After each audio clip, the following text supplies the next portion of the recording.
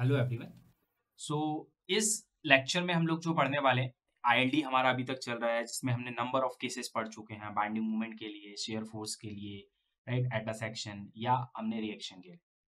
लेकिन यहाँ पे जो मैं बात कर रहा हूँ आपसे इस लेक्चर में, इसमें हम लोग पढ़ने वाले हैं एब्सोल्यूट मैक्सिमम बाइंडिंग मूवमेंट के बारे में। एब्सोल्यूट मैक्सिमम बाइंडिंग मूवमेंट कई बार एग्जाम में पूछा जाता है कि basically absolute maximum binding movement क्या होता है, या आपको एक आईएलडी का क्वेश्चन दे दिया जाएगा जिसमें एक नंबर ऑफ रोलिंग लोड्स दे दी जाएंगे और बोलेगा find the absolute maximum binding moment.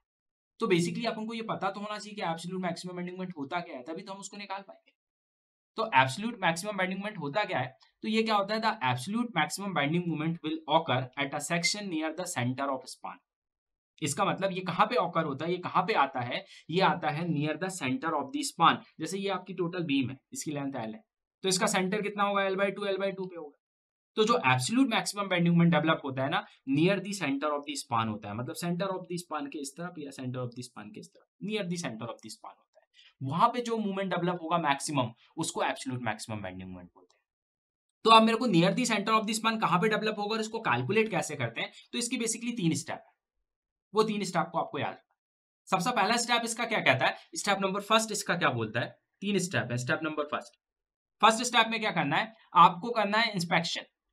किस चीज का इंस्पेक्शन करना है? Which of the wheel loads should be placed at the mid span. कौन सा ऐसा लोड है, जैसे नंबर ऑफ लोडिंग है, W1 है, W2 है, W3 है, W4 है, W5 है, तो उसमें से कौन सा लोड हमें मिड स्पान पे रखना चाहिए जिसकी वजह से मैक्सिमम बाइंडिंग मोमेंट। सबसे पहले आपको इंस्पेक्शन ये करना है, लाइक एक 80 का लोड है, एक 50 का लोड है, एक 70 का लोड है, एक 100 का लोड है, तो उसमें से कौन सा लोड मुझे मिड स्पान पे रखना चाहिए जिसकी वजह से मैक्सिमम बाइंडिंग मोमेंट मिले। तो पहला काम क्या होगा? Which of the wheel load should be placed at the mid span so that the binding moment at the mid span में बी मैक्सिमम, राइट, जिससे मैक्सिमम बाइंडिंग मोमेंट मिले मिड स्पान पे। तो पहला स्टेप तो ये हो गया। तो मान लीजिए आपने एक 80 का लोड था, एक 70 का था, एक 50 का, W1 से लेकर W5 थे, आपको मिल गया कि W3 है वो लोड, तो आपने W3 सेलेक्ट कर लिया। अब इसके बाद आएगी आपकी स्टेप नंबर 2। स्टेप नंबर 2, इसमें आपको क्या करना है? तो स्टेप नंबर 2 क्या बोलती है? Now the load system is so placed.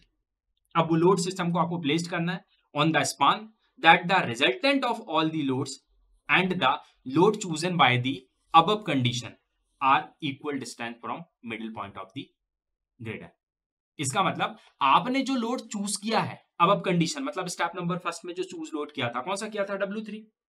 मैंने आपसे बोला कि W3 वो लोड है जिसकी वजह से सेंटर पे मैक्सिमम बेंडिंग मोमेंट आएगा, उसको आपको वहां पे रखना है। तो आपने लोड जो चूज किया उसमें W1 से W5 में वो W3 था, तो वो लोड जो होगा और जितने भी नंबर ऑफ लोड थे W1 से W5, उनका जो रिजल्टेंट निकलेगा, उनका जो रिजल्टेंट लोड निकलेगा, वो लोड और एक ये जो चूजन लोड है, इसको आपको क्या करना पड़ेगा? इस सेंटर से इस सेंटर से इस सेंटर से इस तरफ और इस सेंटर से इस तरफ, दोनों को इक्वल डिस्टेंस पे रखना पड़ेगा। जो दोनों लोड होंगे W3 और रिजल्टेंट, वो सेंटर से क्या होंगे? इक्वल डिस्टेंस पे होंगे। अगर ये 0.5 पे होगा तो ये भी 0.5 पे होगा, ये 0.25 पे होगा तो ये भी 0.25 पे होगा, और इसके अकॉर्डिंग बाकी की लोडों की पोजिशनिंग और प्लेसिंग। तो सेकंड स्टेप पे आपको रिजल्टेंट लोड निकालना है, उसके बाद आपको प्लेसिंग करनी है इक्वल डिस्टेंस पे, किसके? जो आपने लोड को पहले चूज किया था और जो रिजल्टेंट लोड। तो सेकंड स्टेप आपकी हो। फिर आपकी आएगी स्टेप नंबर 3।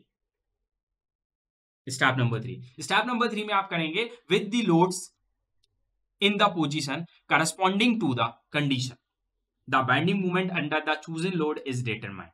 इसका मतलब ये होगा कि आपको क्या करना है? आपको जो चूजन लोड है, जैसे आपने प्लेसिंग कर दी पूरी लोडों की, यहां से आपने समेशन W मतलब आपके रिजल्टेंट लोड की डिस्टेंस सेम हो गई, यहां से आपकी W3 की भी हो गई। पोजीशन करने के बाद फिर आप ये रिएक्शंस निकाल लेंगे दोनों तरफ की, और फिर वो जो चूजन लोड है, मान लीजिए वो चूजन लोड यहाँ पे आ रहा है W3, इसके नीचे आप क्या करेंगे? इस तरफ से या इस तरफ से इसके अबाउट मूवमेंट निकालेंगे। वो जो मूवमेंट मिलेगा वो ही आपका क्या होता है? Absolute binding movement. This is the absolute maximum binding movement for the raider. उसी को maximum absolute maximum binding movement कहते हैं। तो ये तरीका होता है एब्सोल्यूट बाइंडिंग मूवमेंट को फाइंड आउट करने का, और ये होता है आपका एब्सोल्यूट बाइंडिंग मूवमेंट। अब बेसिकली क्या होता है, एक बहुत कॉमन सा क्वेश्चन आता है, कई बच्चे पूछते हैं कि सर एक मैक्सिमम बाइंडिंग मूवमेंट आप निकालते तो हैं, तो मैक्सिमम बेंडिंग मूवमेंट में और एब्सोल्यूट बेंडिंग मूवमेंट में डिफरेंस क्या है? क्या मैक्सिमम बेंडिंग मूवमेंट या एब्सोल्यूट बेंडिंग मूवमेंट है? ये दोनों सेम है या अलग अलग है? नहीं, थोड़े से अलग अलग। क्या डिफरेंस होता है? तो बेसिकली जो मैक्सिमम बेंडिंग मोमेंट होता है at a section, maximum bending moment क्या होता है? At a section occur when the load is on the section itself. इसका मतलब मैक्सिमम बेंडिंग मोमेंट क्या होता है कि आपके पास एक सेक्शन है, उस सेक्शन के ऊपर आप जो लोड प्लेस करते हो उसके वजह से जो मूवमेंट आता है वो मैक्सिमम बेंडिंग मोमेंट होता है, जिसमें लोड सेक्शन के ऊपर इटसेल्फ होता है, right. And absolute maximum bending moment जो होता है is produced at the central section, और ये कहां पे प्रोड्यूस होता है?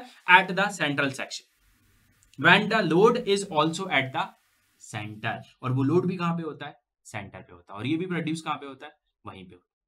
तो इन दोनों में थोड़ा सा डिफरेंस होता है। जैसे मैक्सिमम बेंडिंग मोमेंट इससे पीछे मैंने आपको बताए हुए हैं, तो उसको फाइंड आउट करने के लिए क्या करते थे हम लोग? जो मैक्सिमम जो लोड जिसकी वजह से सेक्शन के इस तरफ जाने पे लोडिंग चेंज होती थी उसको सीधा सेक्शन पे रखते थे। लेकिन यहाँ पे क्या होता है? यहाँ पे कंडीशन अलग। तो बेसिकली ये दोनों अलग अलग होते हैं, और इसको कैसे फाइंड आउट करते हैं नेक्स्ट क्लास में हम लोग इसकी बात करेंगे, इसके ऊपर बेस्ड एक न्यूमेरिकल करेंगे, जिससे आपके जो डाउट्स होंगे वो और बेटर वे में क्लियर हो जाएंगे। सो नेक्स्ट लेक्चर में मिलेंगे, एब्सोल्यूट बेंडिंग मोमेंट को कैसे निकालते हैं, स्टेप 1 कैसे होगी, स्टेप 2 कैसे होगी, स्टेप 3 कैसे होगी, उसकी बात करेंगे। Thank you.